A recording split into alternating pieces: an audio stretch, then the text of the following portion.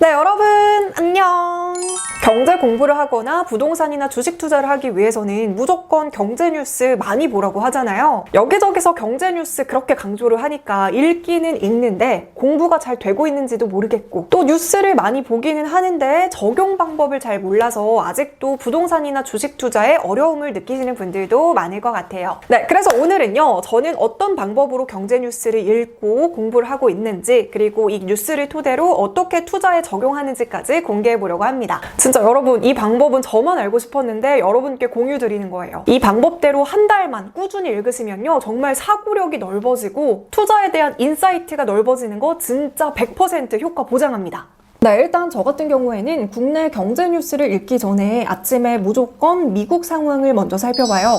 그럼 네이버에 뉴욕 증시라고 검색하면 우리가 자는 동안 미국 주식시장 상황은 어땠는지 기사가 쭉 나옵니다. 자, 기사 한번 살펴볼게요. 일단은 아무 기사나 클릭하세요. 자, 여기서 잠깐 미국 시장을 이야기해 보자면 우리나라 주식시장에는 크게 코스피 지수와 코스닥 지수가 있죠. 그리고 코스피 시장에는 대기업과 우량기업들, 코스닥은 중소형 기업들이 상장이 되어 있습니다.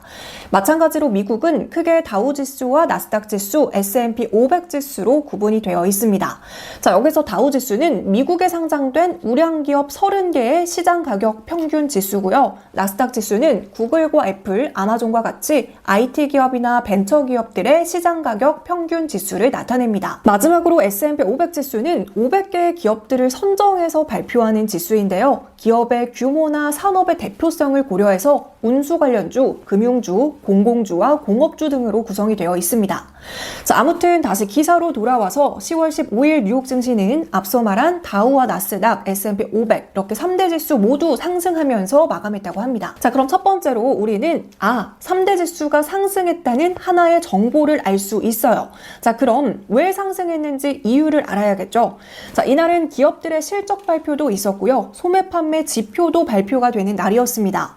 골드만삭스와 뱅크 오브 아메리카와 같은 은행주들의 실적이 너무 좋아서 이 은행주들이 상승해주면서 지수가 상승을 했고요. 또 9월 소매 판매가 전월보다 0.7%나 증가하면서 사람들의 소비가 증가되고 있다는 점도 주식시장에는 긍정적이었다는 것을 알 수 있습니다. 자, 그럼 여기까지 간밤 뉴욕 증시 3대 지수가 모두 상승했다. 그 이유는 은행주들의 실적이 좋게 나오면서 은행주들이 지수 상승을 이끌었고, 소매 판매 지표도 지난달보다 0.7% 늘어나면서 소비가 증가하고 있다는 소식이 투자 심리를 자극했다. 여기까지 정리할 수 있겠습니다. 자, 기사를 조금 더 읽어볼게요. 자, 기사를 살펴보니까 제조업 지수, 소비자 태도 지수 이런 용어들이 있어요. 자, 기사를 보다가 생소한 용어들이 있다면 따로 검색해 보는 거예요. 제조업 지수, 소비자 태도 지수는 뭐지? 이게 경제와 어떤 관련이 있지? 이렇게 추가적으로 공부하는 겁니다. 자, 그리고 더 읽어보니까 미국은 백신 접종자를 대상으로 여행 규제를 완화한대요. 그럼 미국의 항공주와 여행주들 관심 종목에 넣어놓고 주가가 어떻게 변화하는지 생각해 볼 수 있습니다. 자, 이어서 비트코인 규제한다 이런 말들이 많았지만 결국 미국은 비트코인 ETF를 승인한다는 얘기가 나오고 있습니다. 자, 이에 따라 비트코인 가격이 상승하고 있고요. 또 국내 주식시장에도 비트코인 관련주들 주목해서 함께 살펴볼 수 있습니다. 자, 그럼 여기까지 또 한번 다시 정리를 해볼게요. 자, 저는 국내 경제 뉴스를 보기 전에 뉴욕 증시를 먼저 살펴봅니다. 3대 지수가 어떤 이유로 오르고 내렸는지를 체크해요. 국내 증시는 미국 증시의 영향을 어느 정도 받기 때문에 미 증시가 좋으면 그래도 오늘 국내도 나쁘지는 않겠구나 이렇게 예측을 해볼 수 있어요. 그래서 꼭 미 증시를 먼저 확인합니다.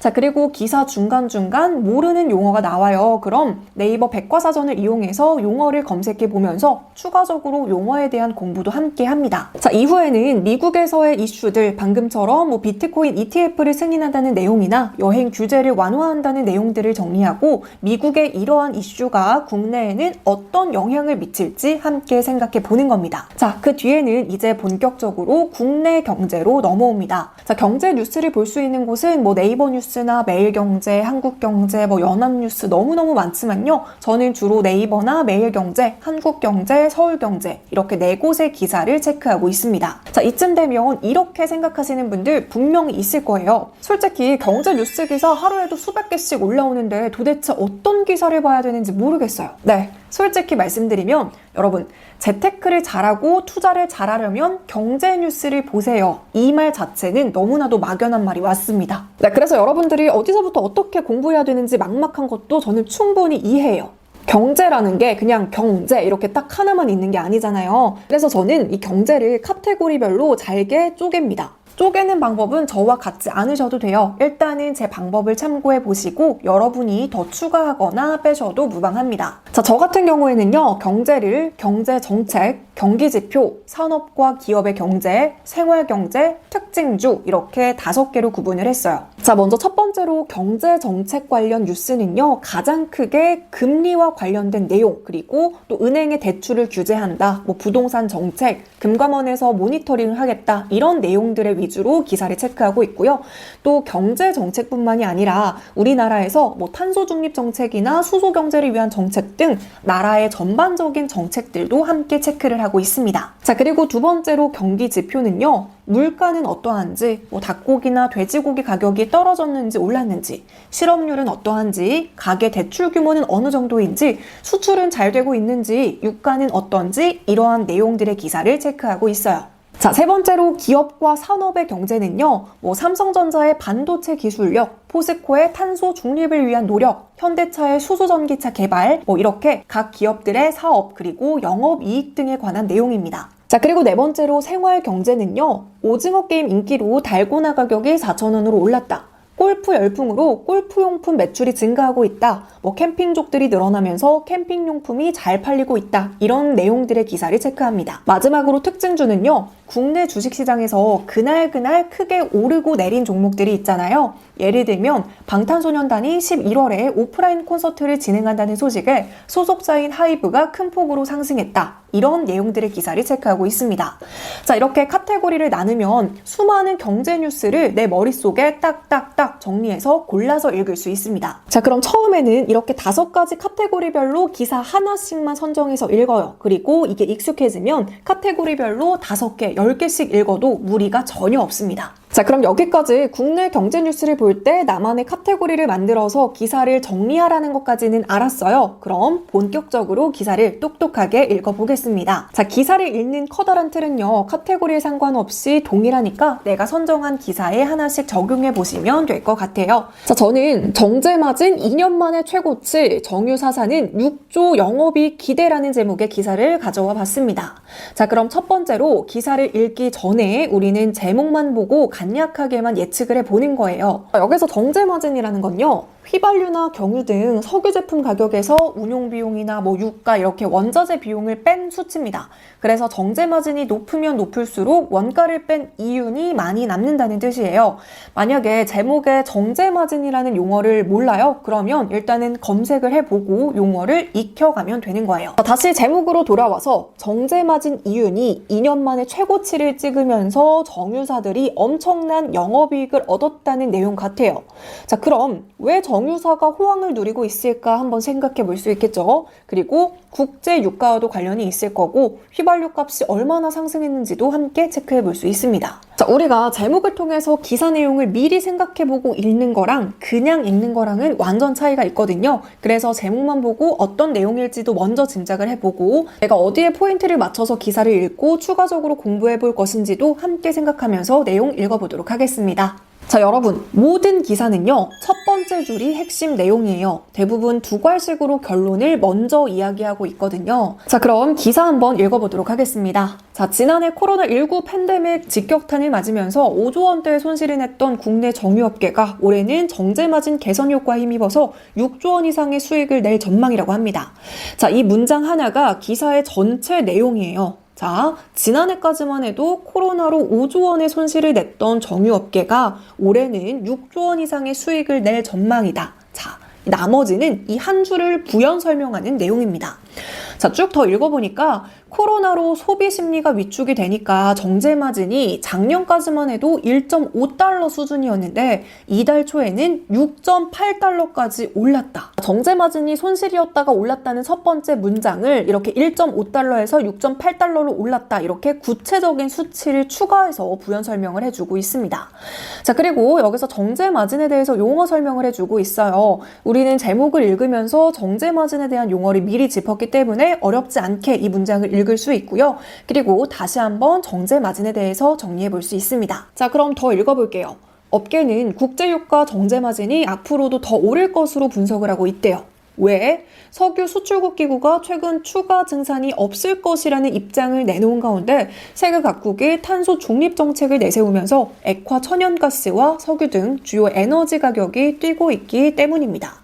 자, 이 말은 뭐예요? 석유를 추가적으로 증산을 하지 않으니까 공급은 그대로인데 수요는 더 많아지고 있다는 뜻이죠. 석유의 양은 한정이 되어 있는데 사용하고자 하는 사람은 많아지니까 가격은 당연히 오를 수밖에 없습니다. 자, 여기에 미국의 멕시코만 지역에 지난달 말에 허리케인이 상륙한 여파로 생산 차질이 장기화되고 있다고 합니다. 그럼 멕시코에서 허리케인이 발생했어? 그게 국제유가랑 무슨 상관이지? 이렇게 생각을 해보면서 네이버에 멕시코 허리케인 국제유가 이런 식으로 검색을 하면 관련 뉴스 기사가 뜹니다. 자, 읽어보니까 멕시코에는 석유 화학단지가 있는 곳이에요. 근데 멕시코 지역에 허리케인이 상륙을 하면서 석유의 생산 차질까지 생기니까 당연히 석유 가격은 더 오르겠죠. 이런 상황에서 백신 접종도 확대가 되면서 석유 수요가 더 늘어날 것이라는 상황이라고 합니다. 자, 여기까지 정리를 해보자면 첫 번째, 제목을 읽고 기사의 내용을 유추해 봅니다.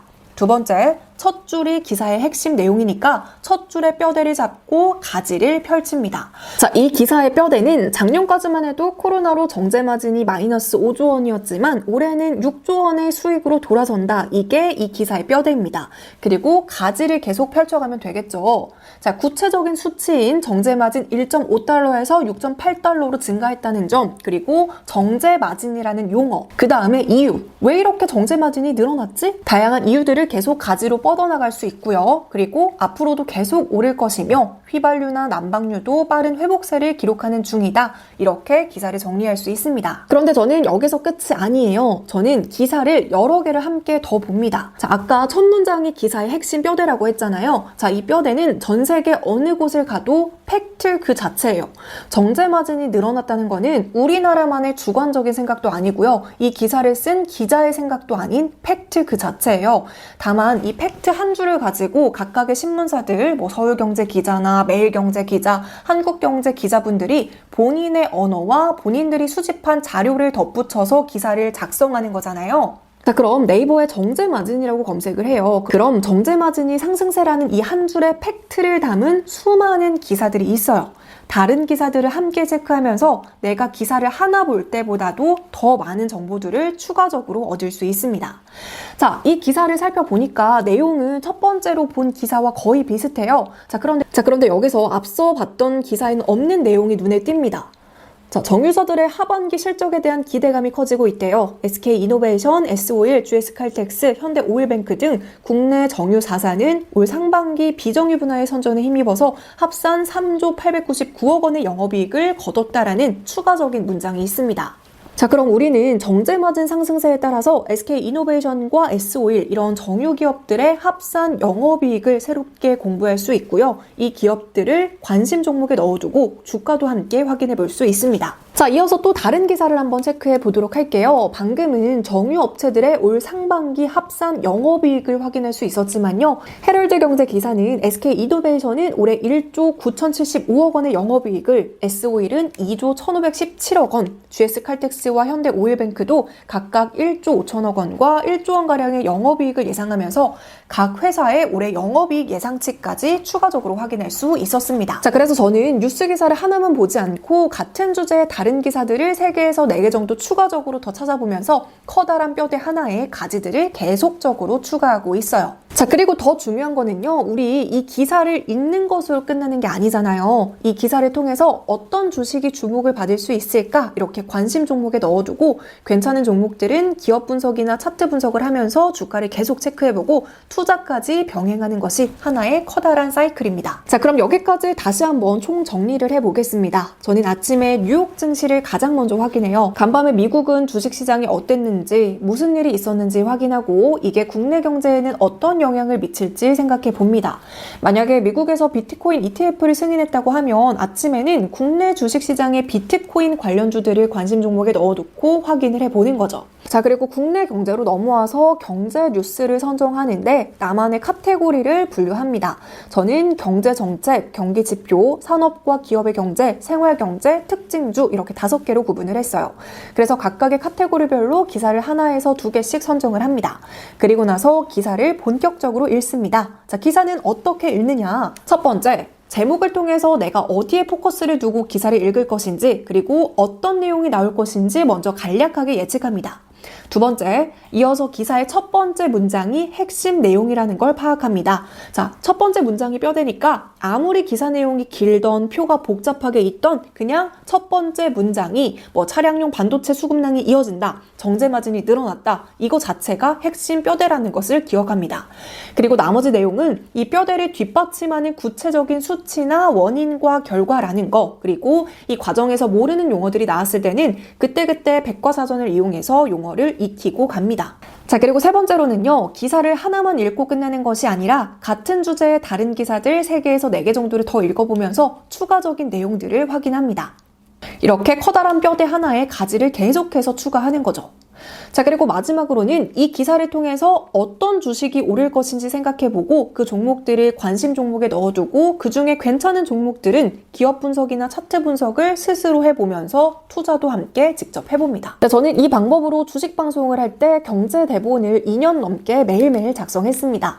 여러분도 경제 노트 하나 만드셔서 하루하루 내가 선정한 경제 기사 정리해두면 진짜 커다란 자산이 될 거라고 정말 확신합니다.